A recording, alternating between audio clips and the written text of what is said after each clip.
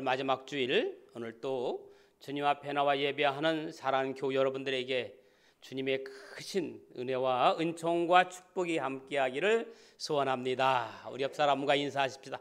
잘 오셨습니다. 반갑습니다. 주의 이름으로 축복하고 환영합니다. 아멘. 은혜가 넘치는 사람은 예배 시간 빨리 오고 싶을 것 같아.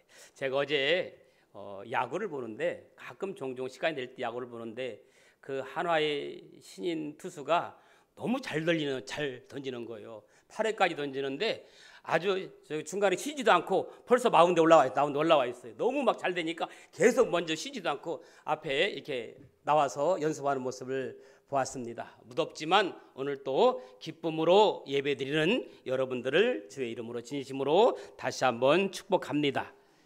오늘 제목이 가룟 유다는 어떤 사람인가? 여러분이 알고 계시는 가룟 유다는 어떤 사람입니까? 예수를 은30에 판 사람, 배신자, 죽일 놈, 심지어는 차라리 태어나지 않았어야 할 사람 등등. 가룟 유다는 살았을 때도 좋지 않은 이미지로 살았으며 죽어서까지도 세상 사람들로부터 좋지 않은 꼬리표를 달고 있습니다. 성경에 가룟 유다를 은30에 예수를 판 이야기는 사복음서에 다 기록되어 있어요. 마태복음 10장 4절에 보니까 가룟 유다가 곧 예수를 판 자라. 마태복음 26장 14절에 보아도 가룟 유다라 하는 자가 대제사장들에게 가서 말하되 내가 예수를 너희에게 넘겨주리니 얼마를 주겠느냐? 은30을 주겠느냐? 마가복음에 보아도 마가복음 3장 19절에 가룟 유다니 이는 예수를 판 자로라. 마가복음 14장 10절에도 가룟 유다가 예수를 넘겨주려고 대제사장들에게 가매. 누가복음에도 예수를 파는 자 될 가룟 유다라. 요한복음에도 12장 4절에 예수를 잡아줄 가룟 유다가 말하되. 사복음서에 가룟 유다 이야기는 빼놓지 않고 등장합니다. 대학원 리더십 교수이며 목회학 박사인 오세열 목사는 최후의 만찬에 가룟 유다가 어디 있을까라고 묻습니다. 레오나르도 다빈치가 그린 최후의 만찬에서 예수를 판 가룟 유다가 예수의 11제자 다음으로 13번째 참석한 사실에 있다고 합니다. 그래서 여러분, 이 서양에서는 13이라는 숫자는 불길한 숫자로 여겨집니다. 그래서 13 공포증 문화가 형성돼 있다고 합니다. 미국 고층 건물에는 13층이 없는 곳이 80%라고 합니다. 공항에는 13번 게이트가 없다고 합니다.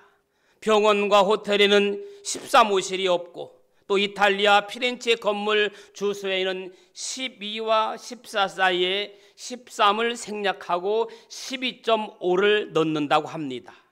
기독교를 믿지 않는 사람들도 이 13을 불길한 숫자로 여깁니다.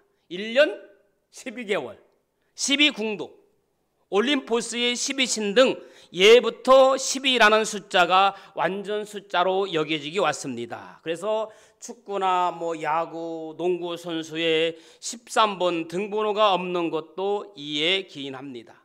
특히 13일 금요일과 겹치면 나쁜 일이 생긴다고 해서 소위 13일의 금요일이라는 영화가 미신까지 생겼습니다. 그러나 이 13일이라는 불길하다는 과학적 증거는 전혀 없습니다. 여러분, 최후의 만찬 사진을 다 한두 번씩 보셨을 겁니다. 우리 한번 최후의 만찬 사진 한번 보실까요? 잘 보이시죠? 자, 저 최후의 만찬 그림에서 가룟 유다가 어디 있을까요? 잘 보이십니까? 이 다빈치는 최후의 만찬을 그릴 때 12제자들을 자세히 보면 3사람씩 4급으로 나누어 구도를 정했습니다. 각자는 독특한 몸짓과 표정으로 서로 결합되어 있는데, 다빈치는 이 유다를 그릴 때 특별한 다른 제자와 구별되는 두 가지 특징을 강조하고 있습니다. 유다의 머리 위치가 12제자 중 가장 낮아요. 가장 낮아요.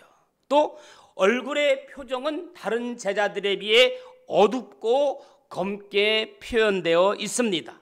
이 두 가지를 염두에 두고 그림을 관찰하면 가룟 유다가 누구인지 금세 알 수가 있을 겁니다. 한가운데 예수님을 중심으로 하여서 왼쪽 6명, 오른쪽 6명. 자, 가룟 유다가 어디 있을 것 같아요? 왼쪽에서 5번째예요.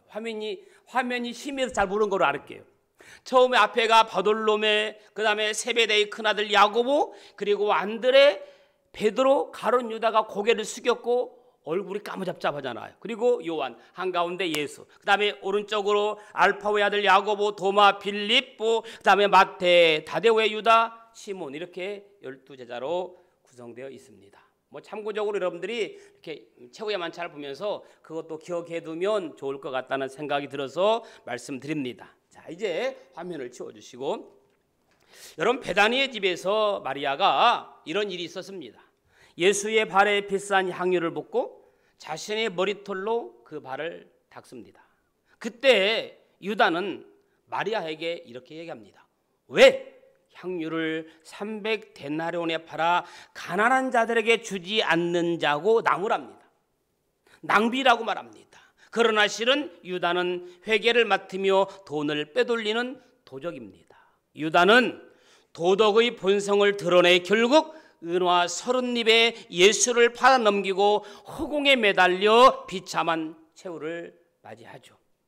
여러분, 가룟 유다의 생애를 보면 예수를 팔아넘긴 그 행위가 우연이나 일시적인 충동에 의한 것이 아니라 그가 반복해서 저지르는 악한 행위에서 나왔다는 것을 알 수 있습니다.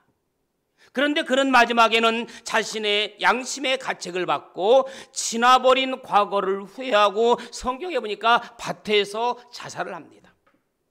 여러분, 성경의 인물 중에 예수를 팔아넘긴 가룟 유다만큼은 이해가 안 되고 모순처럼 느껴지는 인물도 없는 것 같습니다. 아무리 예수님을 하나님의 아들로는 생각 안 했다고 해도 12제자 중 한 명으로 수년간 예수님의 이적을 보았고 한솥밥을 먹고 살림살이도 하고 예수님께 그래도 칭찬도 들었을 법한데 그런 권능을 위임받고 가룟 유다도 기적을 행한 적도 있는데 고작 은 30에 주님을 팔아넘겼다고는 것, 그리고 정말 돈이 목적이었다면 왜 나중에 성소 안에 던지고 자살한 건지 누가 생각을 해봐도 납득이 안 갑니다.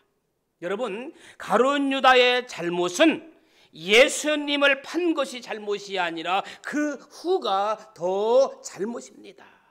여러분, 사람이 누구나 상황에 따라 약속을 지키지 못할 수도 있고 때로는 배신도 때릴 수도 있는 겁니다. 그러나 문제는 양심의 가책을 받고 스스로 자결했다는 데 문제입니다. 여러분, 진정한 회개는 그것이 아니죠. 진정한 회개는 뉘우치고 새 사람 되는 겁니다. 과거의 잘못을 거울 삼아서 더 열심히 잘못을 만회하는 것입니다. 가룟 유다와 베드로의 차이가 바로 이런 데 있습니다. 똑같이 예수님을 배신했지만 가룟 유다도 배신했고 베드로도 예수님을 3번씩이나 배신했지만 베드로는 다시 뉘우치고 회개합니다. 그리고 예전보다 배나 더 주님을 위해 죽도록 헌신합니다. 그러나 가룟 유다는 스스로 목을 매물어 회개가 없는 죽음을 맞이합니다. 회개 없는 죽음은 아무런 가치도 없는 한낱 바람에 날리는 낙엽과도 같은 겁니다. 우리가 믿는 좋으신 하나님은 요한 1서 1장 9절 말씀처럼 우리의 죄를 자백하면, 아멘, 우리의 죄를 고백하면 그는 미쁘시고 의로우사 우리 죄를 사하시며 우리를 모든 불의에서 깨끗게 하실 것이라고 했어요. 기독교 회개의 종교, 중생, 기독교는 다시 태어나는 거듭남의 종교입니다. 예수 믿는 사람은 과거에 매여 있으면 안 되는 거예요. 그런 적 누구든지 그리스도 안에 있으면 새로운 피조물이라. 이전 것은 지나갔으니 보라 새 것이 되었도다. 내가 예수 믿는 순간 과거의 죄악에 억눌려 있을 필요도 없고 사로잡아 있을 필요도 없습니다. 그런 말이 있습니다. 게으른 사람에겐 돈이 따르지 않고 변명하는 사람에겐 발전이 따르지 않는다. 거짓말을 하는 사람에겐 희망이 따르지 않고 간사한 사람에겐 친구가 따르지 않는다는 말이 있습니다. 자기만 생각하는 사람에겐 사랑에 따르지 않고 비교만 하는 사람에겐 만족이 따르지 않는다는 말이 있습니다. 세상을 아름답게 살려면 꽃처럼 살면 되고 세상을 편안하게 살려면 바람처럼 살면 됩니다. 여러분, 이 꽃이란 자신을 사랑하지도 남을 미워하지도 않으며 바람은 어떤 그물에도 걸리지 않고 험한 산도 아무 생각 없이 쉽게 오릅니다. 내 손에 손톱 자라는 것은 보면서 내 마음에 욕심 자라는 것은 보지 못하는 거거든요. 그래서 욕심이 더하기를 할수록 행복은 반대로 자꾸 빼기를 합니다. 성공한 사람은 벌기만 잘하는 사람이 아니라 나누어 주기를 잘하는 사람이 진정한 성공자라는 말이 있습니다. 여러분, 단테의 신곡 지옥편에 보면 지옥의 맨 밑바닥에 예수님을 판 가룟 유다가 앉아있는 모습을 묘사했습니다. 사도행전 1장 25절에 보면 유다는 이 직무를 버리고 제 곳으로 갔다. 그의 비참한 최후를 단정하고 있는 것입니다. 이렇듯 가룟 유다는 무서운 범죄의 대가로 그 후 수세기 통하여 지금까지 헤아릴 수 없는 많은 사람들로부터 비난의 난도질을 당하였고 심지어 그의 이름이 악인의 대명사가 되고 있습니다. 여러분, 가룟 유다의 경우는 오늘 우리와 전혀 무관한 것이 아니며 오히려 우리가 삼가 조심하지 않으면 안 된다는 것을 일깨워주고 있습니다. 우리는 가룟 유다를 정죄하는 마음보다는 우리의 모습을 되돌아보면서 유다적인 것들을 제거해버리고 초심으로 돌아가는 순수하고 깨끗한 모습으로 예수님을 따르는 모든 성도들 되기를 예수님의 이름으로 축복합니다. 몇 가지로 나눠 생각을 해보려고 합니다. 첫째는 오늘 누가복음 22장 3절입니다. 22장 3절 한번 같이 읽어보실까요? 3절 시작.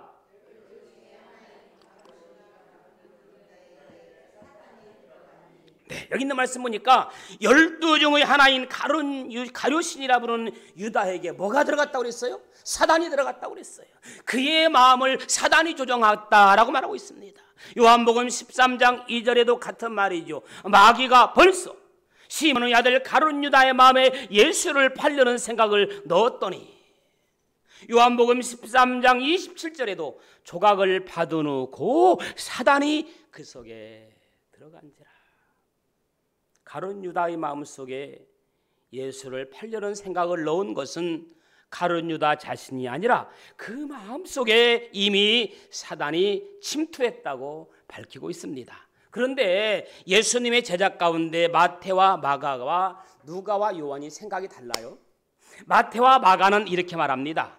유다가 스스로 대제사장들에게 예수님을 팔아넘긴 것으로 묘사하지만 누가와 요한은 유다의 배반이 자신의 행위가 아니라 사단의 것임을 말함으로써 궁극적인 사단이 바로 있다는 것을 가르쳐주고 있습니다. 어쨌든 이 사단은 첫사람 아담과 하와를 유혹하고 죄를 빠뜨린 것을 비롯해서 인류 역사에 통틀어 하나님과 사람 사이를 이간시켜 왔으며 할 수만 있으면 다 갖추고 있습니다. 베드로전서 5장 8절에 있는 말씀 보니까 이런 말씀이 있어요. 근신하라, 깨어라, 너희 대적 마귀가 우는 사자같이 들어다니며 삼킬 자를 찾나니. 그래서 여러분, 사단은 온갖 수단과 방법을 동원해서 시종일관 예수님의 복음을 방해합니다. 이 시간도 우리를 방해하고 은혜 받지 못하도록 또한 곁길로 가도록 사단은 자꾸 우리를 유혹하는 줄로 믿고, 사단과 이기는 죄와 죽음의 싸움에서 이기는 여러분들 되기를 예수님의 이름으로 축원합니다. 그래서 우리가 사단의 침투를 방어하고 예수 그리스도의 십자가 부활을 능력으로 사단을 몰아내고 복음과 은혜로 충만한 여러분들 되기를 예수님의 이름으로 축복합니다. 두 번째는 4절이거든요. 4절 한번 읽읍시다. 4절 시작.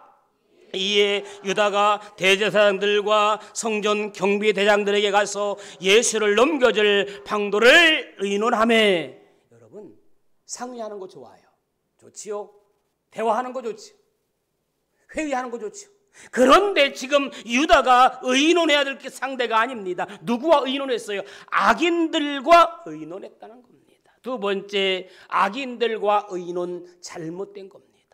가룟 유다가 대제사장들과 성전 경비대장들을 찾아가서 예수님을 넘겨줄 방도를 의논했습니다. 성전 경비대장은 제사장 다음 가는 직책의 성전 마치 지배인입니다. 방도는 뭡니까? 돈에 대한 흥정입니다. 가룟 유다의 분명하고 구체적인 행동으로 인하여 유대 종교 지도자들은 눈에 가시 같았던 예수님을 죽일 수 있는 기회를 만났고, 예수의 공생에는 서서히 막을 내리게 되었습니다. 예수님을 성전 안에서 잡기 위해서 경비대장의 도움이 필요했고, 경비대장은 성전에서 봉헌하는 레위인들을 지휘관으로 군관들과 필요한 모든 사람들을 끌어들여 예수님을 잡아서 죽이는데 동원한 겁니다. 가룟 유다 마음속에 들어간 사단이 구체적으로 계획하고 지시하고 행동한 거예요. 여러분, 세상에서 사단에게 쓰임받는 사람은 가장 미련하고 불행한 사람입니다. 저는 우리의 삶이 사단에 쓰임받는 삶이 아니라 하나님께 쓰임받는 삶이 되기를 주님의 이름으로 축원합니다. 여러분, 이 같은 마이크이지만 강단에서 사용되는 마이크는 하나님을 위해 쓰임받는 마이크지요. 그러나 유흥가에서 사용되는 마이크는 세상 쾌락의 도구일 뿐입니다. 같은 꽃이지만 이 강단에 올려진 꽃은 하나님의 영광을 위한 향기로운 꽃이지만, 유흥가에 뿌려진 꽃은 사람들의 마음을 현혹시키는 도구라는 겁니다. 하나님은 죄를 범한 자에게는 항상 회개의 기회를 주시는데, 가룟 유다에게도 수차례 회개할 기회를 주었으나 끝까지 회개하지 아니하고 예수님을 대적들에게 넘기는 돌이킬 수 없는 범죄를 하였습니다. 사랑하는 여러분, 매 순간 항상 새롭다는 사실이 얼마나 신선한 감동과 생동감을 불러주는지 모릅니다. 지나간 모든 것들을 뒤로한 채 다시금 새롭게 시작할 수 있는 기회가 주어지는 여러분들 되기를 주님의 이름으로 축원합니다. 날마다 똑같은 일상의 반복이지만 어제와 같은 오늘은 없습니다. 늘 같은 그림을 그리는 게 아니라 새로운 백지에 새 그림을 그리는 것입니다. 우리가 지난 6개월 동안 정말 힘든 일도 많았었고 또 즐거운 일도 많았었지만 은혜 가운데 전반기를 보낸 것도 하나님의 은혜인 줄로 믿습니다. 그러나 예수님을 그들에게 넘겨주려는 마음은 큰 죄악이죠. 그리고 악인들과 구체적인 방도를 의논하는 결정짓는 것도 큰 죄악입니다. 복 있는 사람은 악인의 길을 따르지 않는다고 했습니다. 죄인의 길에 서지도 않는다고 했습니다. 오만한 자의 자리도 앉지 않는다고 했습니다. 그러나 사랑하는 여러분, 복 있는 자 되기를 예수님의 이름으로 축원합니다. 마지막 세 번째는 5절 6절입니다. 5절 6절 한번 읽읍시다. 시작.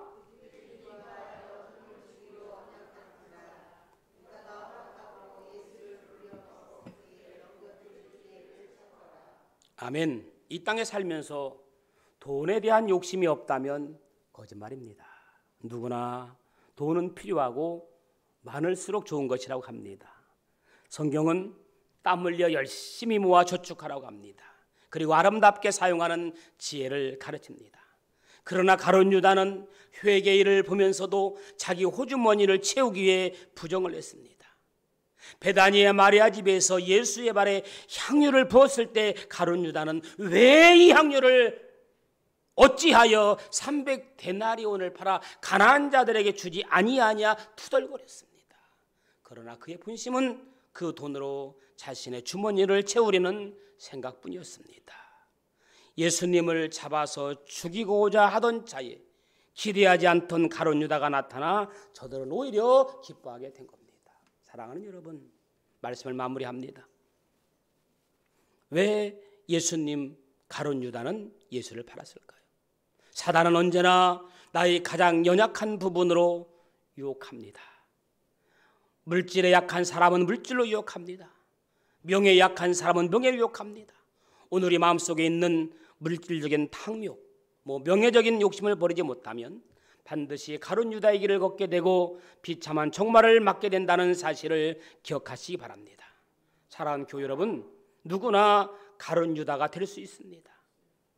사단의 침입과 악인들과 의논하는 것과 돈에 대한 욕심을 버리고 오직 예수님을 바라보며 이제 7월부터 또 후반기도 멋지게 시작하는 저와 여러분들의 삶이 되어지기를 예수님의 이름으로 축원합니다. 좋으신 아버지 하나님, 은혜를 감사합니다. 오늘은 가룟 유다의 삶을 대해서 잠시 생각해 보았습니다. 가룟 유다의 삶을 되돌아보면서 우리가 모든 욕심 버리고 예수님 바라보며 믿음을 지키며 충성하는 이 시대의 진정한 제자들 되게 하여 주옵소서. 예수님의 이름으로 기도합니다.